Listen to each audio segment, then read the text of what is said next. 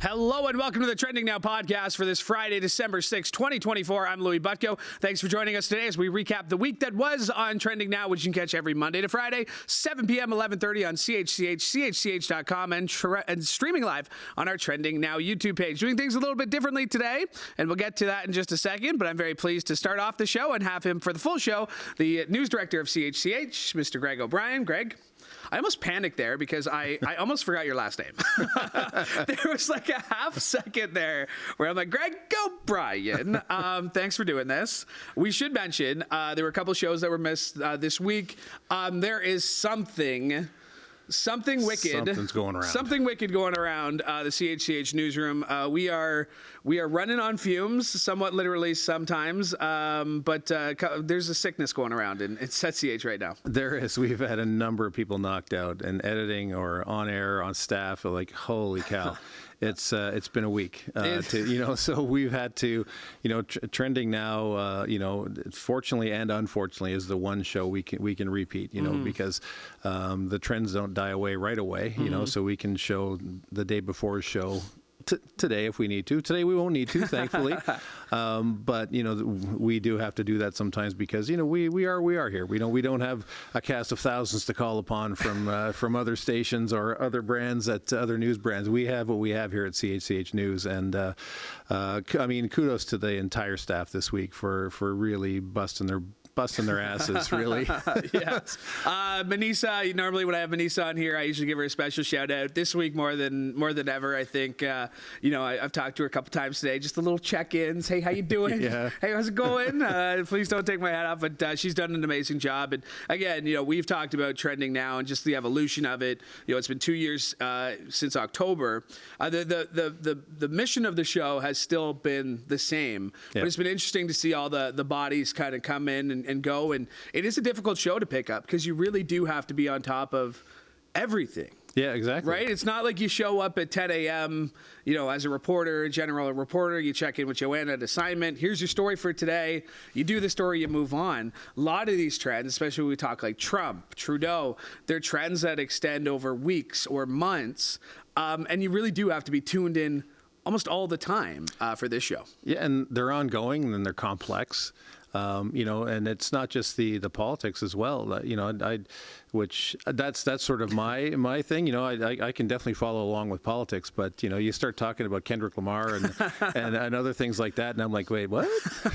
The reels, yeah. But you do have to keep track of that, and it's just kudos to the team for doing that. There's Manisa, there's yourself, Jason Guidol has been filing a pack today. Who else? Tessa. Tessa, congratulations, Tessa. Congrats to Tessa. Yeah. She's full time on Trending Now, starting on the 16th. But also Francesca and Justin and Jasmine is in today for somebody who's sick. It's just it's a rotating cast, but the show has stayed true to its brand from the launch. From Nicole and Laura's idea to track the trends and to present them in an engaging and for some of them in-depth way at the top of the show. And as you go through the show, we talk to different experts and things like that, and bring to our viewers, a different point of view or a deeper point of view than what they might have seen, in a 2-minute pack during the 6 o'clock news. They would get more on it, with 3, 4, sometimes 5 or even 6 minutes on really deeply at what's going on and what's been trending and why it's been trending. And that was kind of the whole point of this podcast. First of all, podcasts in general for us was something new that I helped create. Yeah. We were just talking, being around the desk there, and speaking into a ENG camera with a microphone. But it's funny because I talk to people about, what I do, and people I've gone to school with and people I've worked with, they always ask, what are you doing?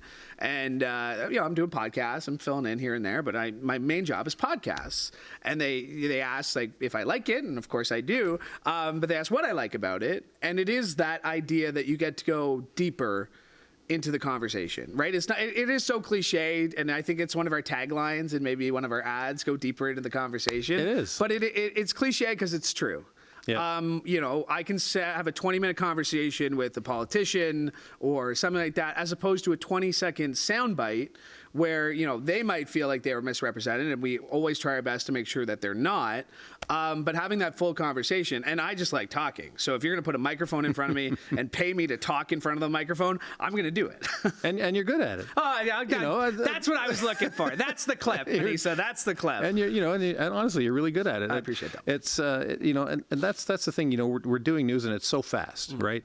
The rest of our news programming is so fast. We got to get this, we got to get this, we got to get this. And we go bang, bang, bang. We get all these clips, and you talk to some people maybe for 5 minutes, but then you use 10 seconds of them. Yeah. When they had a lot more great things to say, but you can't do it in a news pack. So this is a great way to bring it in and get a little deeper. And people, when they're listening to podcasts, when they're in the listen podcast mode or watch podcast mode, they're there for a longer conversation. They're say, okay, this is, they can see how long it's going to take, could be 20 minutes, could be 40 minutes, could be 12, whatever it is. Yeah. They're like, okay, well, let's see if he's got something interesting to say. Maybe he has something interesting to say today. He didn't yesterday, but maybe today.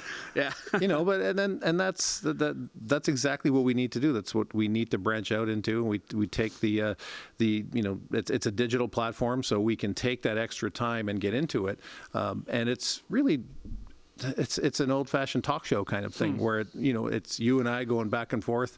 And this has been a format for a long time. It's distributed a lot more differently, where the longer format were a longer TV show, or you might see it only on PBS or TVO or something. But now that you can take this to go, where you couldn't, 20 years ago or something like that, it makes it a lot more engaging. And I find myself listening to a lot more podcasts now. Of course, Trending Now, Newsmakers, and Sportsline first. Of course, thank you. You had to say that. But it's something that people are really engaging with, and it's growing. Yeah, and it's I'm always impressed by the Morning Live podcast. How many people are downloading that? That usually seems to be the top one, with especially on the pure podcast side. Our podcast, Newsmakers, we look at both the video and everything else. I'm always impressed that that's how people want to get started their day. They want that first 30 minutes. They're getting most of the news they need. It's in their car. It's where they're going, and it's fun. I enjoy it. Yeah. I'm still enjoying it. Well, that's good. and I can even give the listeners a little bit. Okay, so Spotify Wrapped was trending. So let's get into that, because Spotify, every year, everybody gets super excited about what songs they listen to. But Spotify does it both ways. They also, for the creator and the listener. So we had some numbers in our Spotify Wrapped. So we have a creators account, and when that Spotify Wrapped was released, I logged into our creators account, and it was all fireworks and thumbs up and arrows and all kinds of colors, and because we're still pretty young at doing podcasts, so the numbers are really fantastic. Yeah. Louie, I got to say, our listeners are up 331% over the year. Yes. Our streams are up 900% over the year, and our followers are up 179% over the year. We'll take it. I'm not going to tell you what the actual numbers are, because that's proprietary information. I don't want to know. That's the one thing you and I always say. You can know. I can't release them publicly. I don't need to know the numbers. I don't need to know the numbers. You can. I'll just keep doing it until you tell me to stop. That's the plan. That's what I'm going to do until you need me on Morning Live or wherever else you need me. I'll keep doing this, which I appreciate. Let's get into some of the trending topics this week. Let's start with Trump and Trudeau, because Trudeau last week, that was the big news Friday night, that he was going down to meet Trump. It turned out to be true. I saw some discussions today against whether that was against a violation of the Logan Act, in which non-sitting government officials meet with other government officials. And then the story came out on Monday. Fox News said, in conversation, jokingly, Trump said, well, maybe you can be the 51st state. I think it's funny because I live by the adage that everything Trump says is either a lie or a projection. Yeah. So, I mean, there's some jokes in there, and he obviously has charmed enough people. He obviously has this politician skill in which when people sit down to him face to face, he's not that bad of a guy. Which, people say the same thing about, people find the same thing about Doug Ford, right? Where he's kind of got this politician-esque to him. Yeah. But what did you make of A, Trudeau going down there in the first place, and then B, Trump's little comments afterwards this week, and the Truth Social post as well? Yeah, well, If I'm Trudeau, you have to go. You know, Trump has telegraphed that he's going to, or said, lied, who knows, about this 25% tariffs. And so that makes everybody freak out. It made all the provincial premiers freak out. It made the business leaders freak out. So he's got to reach out and he's got to go down there. So I get that. You know, he's got to go in the Golden Palace, kiss the ring, and kiss the ring. Like that's literally like it sounds embarrassing, and it kind of is a little bit. And that's what Trump gets off on. I mean, the guy's a narcissist. That's easy to see. But when you meet folks like that, and thankfully I haven't met too many in my life, they do come off as nice guys when you first meet them. It's the stuff behind the scenes that you don't see. That they come off as a nice person, but you have to always remember they're in it for themselves.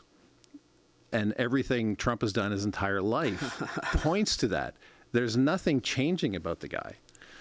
As a news director of a news organization in a pretty big city, the 10th largest city in Canada, what do you make of how we cover Trump, or how the news covers Trump, particularly in the States?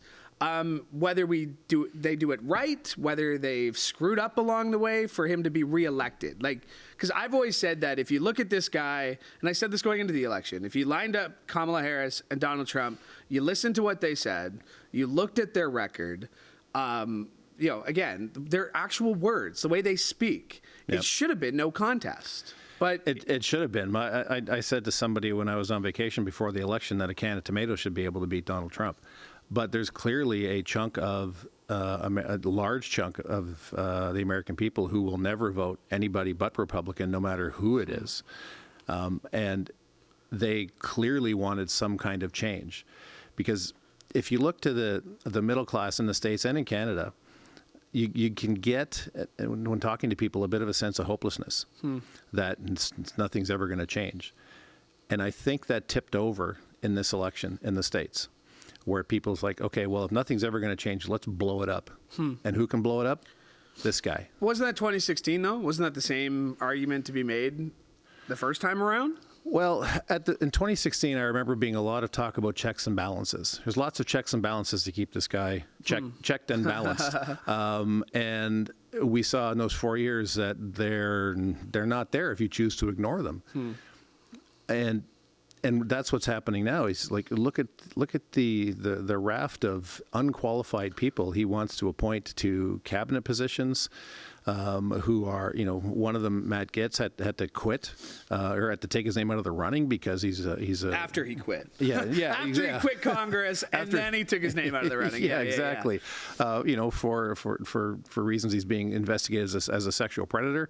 We've got Hegseth, who was in the Army, but apparently is a quite prominent drinker behind the scenes at Fox News, if you believe what's been written by the New York Times and been aired in the States.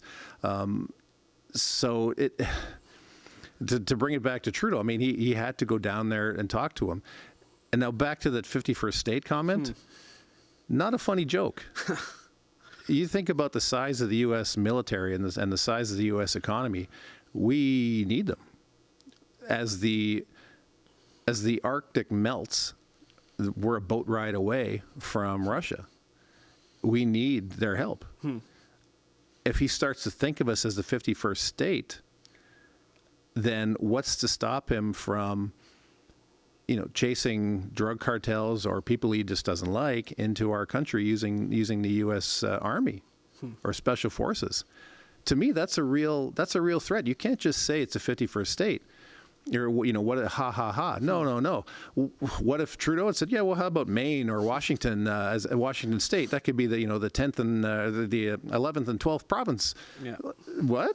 There would be huge backlash, and a lot of people in the States wouldn't think that was very funny. Yeah. So I don't think that's very funny at all, and I think you have to take it seriously, and it's scary. The one thing that scares me, there's a lot of things about Trump that scares me, but the one thing I haven't heard him say yet is that this is it, that this is his 4-year term. He hasn't talked, like, by the Constitution, right? By the Constitution, this is it. You can only be elected president twice.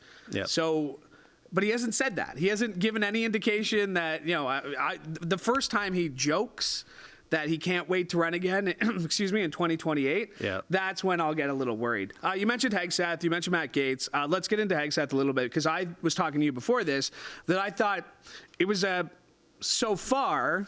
We had Vice President-elect J.D. Vance, which sounds weird to say, but Vice President-elect J.D. Vance a few moments ago said, we're not backing down from this. Hegseth's our guy. We're going to go forward with this.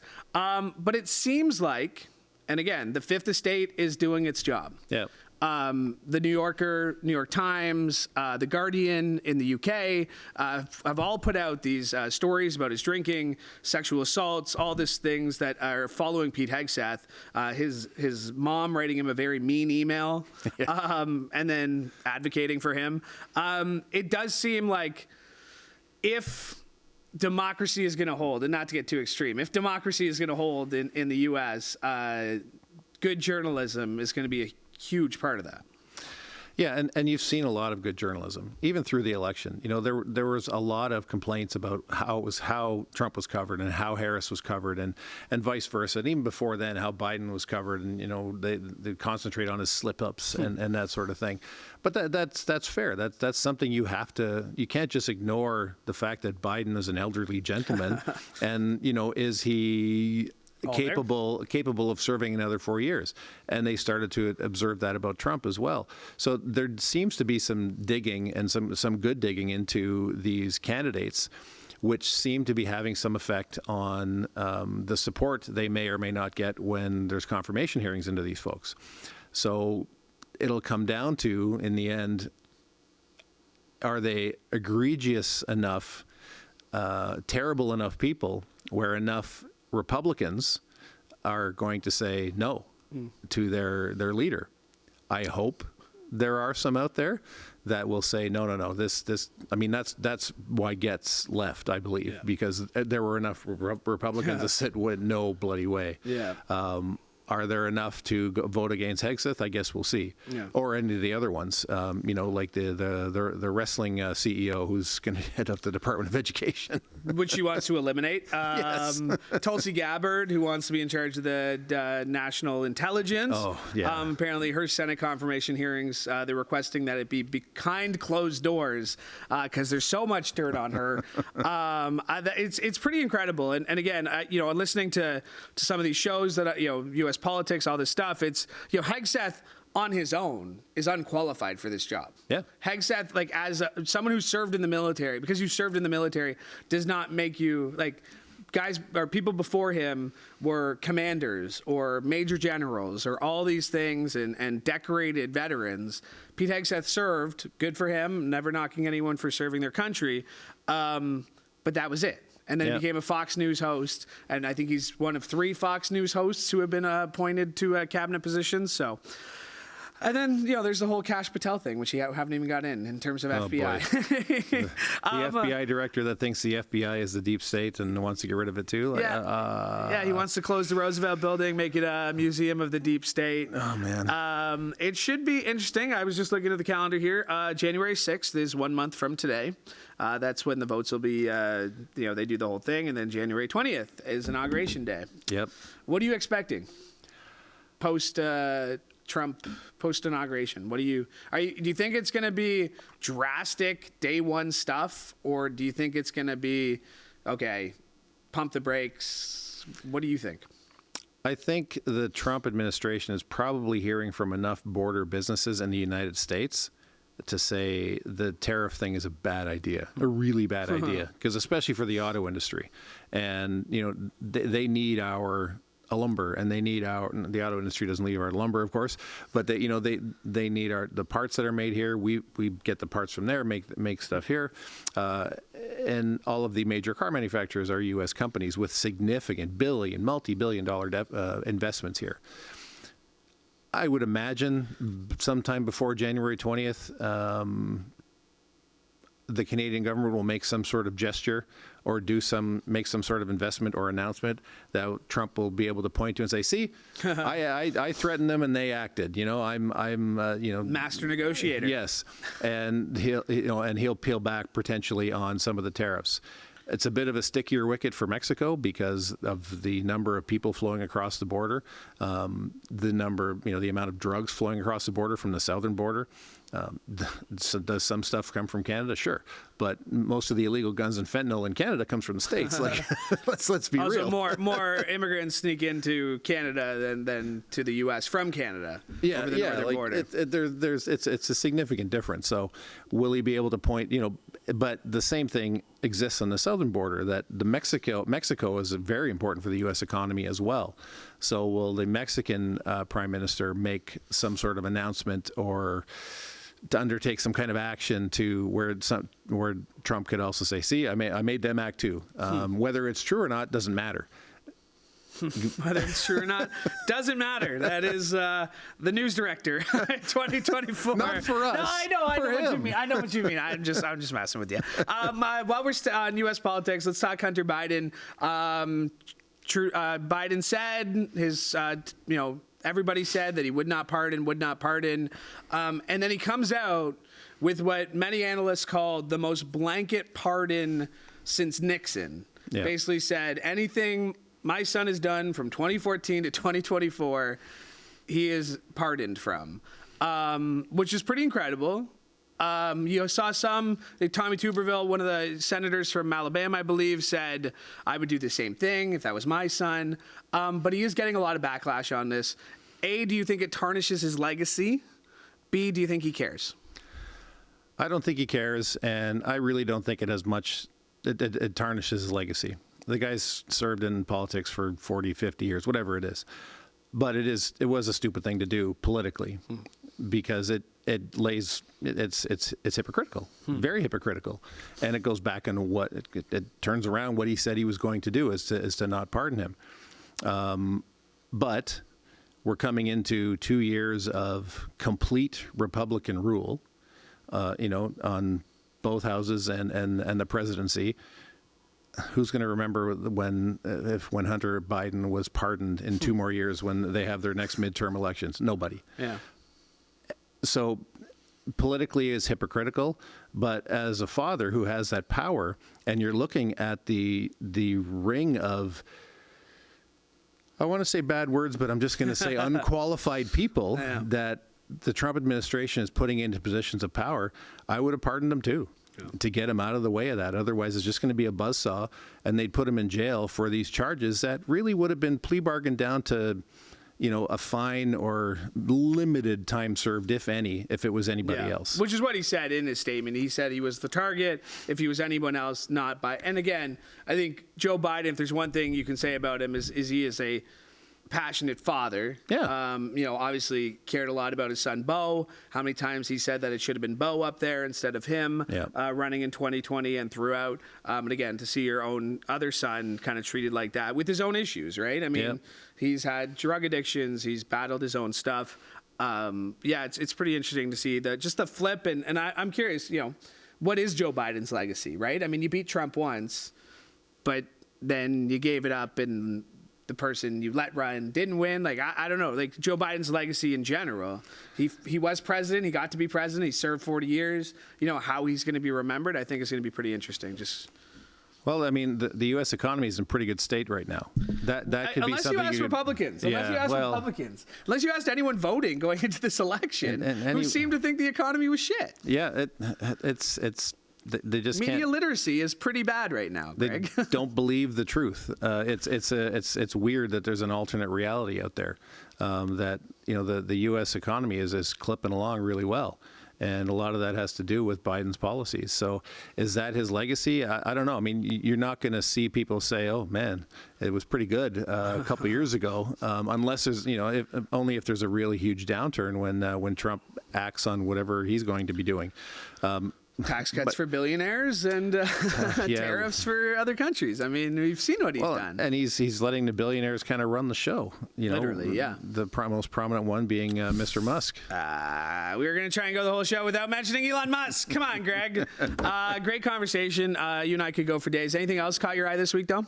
I have to rise to the defense. No, that's it. Thanks for doing rise it. to the defense of our friend Manisa. Okay. I thought you were going to mention the Lions. That's the only reason I thought. Oh, well, I your mention blue the shirt. Lions. Yeah. I got the blue Lions shirt on. It was a good game last night. It was a good game last night. I'm a little tired this morning, but those Thursday nighters, they get late. They do, and I watch it on DVR too because I had to pick up my daughter at the airport during the game. So I picked her up, I shut my phone off, and then I got home and watched it then. So that Dan Campbell 4th and inches. I just feel like that's going to burn us so soon. I mean, it almost did though. It almost did. It deep or when they turned it over deep in their own territory. But it'll be great when they pound Buffalo and 2 Sundays from now. All right, Greg O'Brien, the news director of CHCH. I have one more thing. Okay. One more thing. Sure. One more thing. I've been very amused by the back and forth between you and Manisa. Thank you. It's all real. There's no faking it. You can't fake that kind of chemistry, Greg. So some people are probably aware in the listenership and the viewership that Manisa was the one identified who didn't know who Cher was. Oh, she's gonna be mad. She's gonna be mad. So I asked Manisa yesterday. I said, so if I lived in Sri Lanka or was among your friends, give me an artist who it would be embarrassing that I didn't know their name. Yeah. So she gave me a couple. Okay. That's the names you wrote down. Yes. You showed me the notes before. All right. So who should we be embarrassed that we don't know? So she gave me a couple. There's A.R. Raman and Anirudh Ravichandran. Okay. So I dialed up Anirudh Ravichandran on Spotify. Shout out for Spotify, which if you're listening to it, and he's got some bangers. There's some good tunes there, man. I was Aluma de Luma. That was one of the songs. Apparently, it's from a movie. Manisa told me. Okay. And that song was rocking. I gotta say, I really enjoyed it. And I'm like an '80s rock and roll guy. I really enjoyed that. So I got to stand up for Manisa just a little bit. There you go, just a little bit. I'm sure she appreciates it. Greg, thanks for doing this. Appreciate it. Happy to be here. Okay, man. there you go. I'm so happy to be here. You're not going to ask me what I'm doing this weekend? What are you doing this weekend? No, that is what I do. Actually, people ask me that all the time. Why do you always ask that? I'm like, I'm curious. I just want to know. I am helping my son move. Okay, where's he moving? He's going from one place to another in Toronto. So I'm going in with my SUV and downtown. Yeah, he's good luck. He's going from one end of downtown to the other. So sounds fun. Hopefully he's driving the U-Haul, not me. Awesome. Well, thanks for doing this, Greg. Thanks, Appreciate Louie. it. All right, my thanks to Greg O'Brien for joining me today. My thanks to you as well, because could not do the show without your support. And hey, while you're here, why don't you like and subscribe to all of our Trending Now social media channels. That includes X and YouTube. And while you're liking and subscribing and all that fun stuff, make sure you do that to our CHCH podcast page. Wherever you get your favorite podcast, just search Newsmakers or search Trending Now podcast. Or if you're watching this, scan the QR code on your screen or go to chch.com/podcasts. All right, from all of us here at CHCH, I'm Louie Bucko. Have a great weekend. Thanks, Peeler, for directing this episode.